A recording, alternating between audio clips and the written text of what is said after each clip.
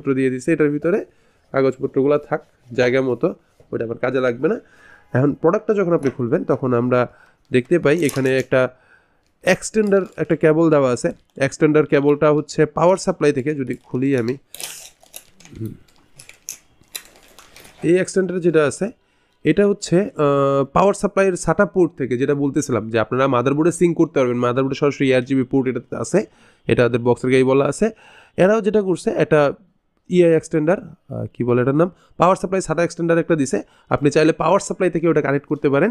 এইখানে একটা সুইচিং সহ বাটন আছে, যেখানে আপনি সম্ভবত মুড, স্মল সুইচ, মুড আছে, কন্ট্রোল করতে পারবেন এটার থ্রুতে। সাথে আমি একটু যদি অরিজিনাল প্রোডাক্টটা একটু হাতে নেই, সেটা একটা এক্সক্লুসিভই ব্যাপার স্যাপার। ওকে ওকে, হ্যাঁ হ্যাঁ হ্যাঁ, এই যে পাওয়া গেছে সবই। এটা হচ্ছে মূল প্রোডাক্টটা। তো আর বাকি বক্স টক্সের কাজ নাই,